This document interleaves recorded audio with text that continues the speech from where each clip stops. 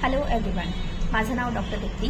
आजच्या व्हिडिओमध्ये तुम्ही पाहणार आहात केमिकल पील सेशन।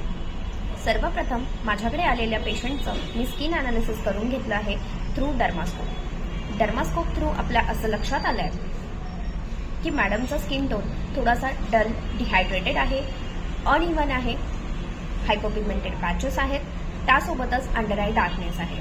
तर यासाठी मी चूज केले आहेत 2 peels, under eye peel and pumpkin enzyme peel. तर हे दोन्ही काय असतात, त्याची प्रोसेस कशी आहे, त्याचे बेनिफिट्स काय आहेत, हे पूर्ण पाहण्यासाठी व्हिडिओ बघत राहा।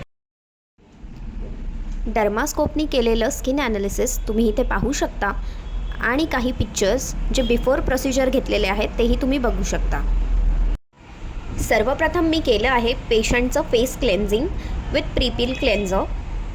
मेकअप व डस्ट पार्टिकल इथे रिमूव्ह करून घेत आहे सो दॅट पील पेनिट्रेशन चांगलं व्हावं। त्यानंतर मी अप्लाय केली आहे paraffin jelly to protect the eyes from burning effect of peel. First peel मी इथे यूज केलं आहे under eye peel.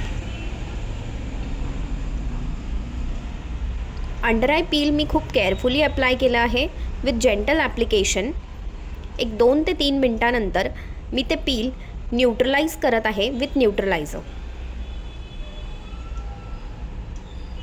After confirmation with patient की आता पेशंटला कोणताही बर्निंग किंवा स्टिंगिंग पेन नाही आहे, त्यानंतर मी सेकंड पील ॲप्लिकेशनला सुरुवात केली आहे, जे आहे पंपकिन एन्झाईम पील।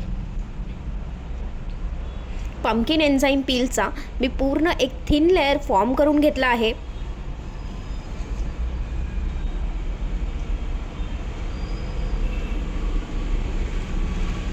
एक 10 ते 15 मिनटं पील ठेवल्यानंतर मी डिस्टिल्ड वॉटरने पील क्लीन करत आहे।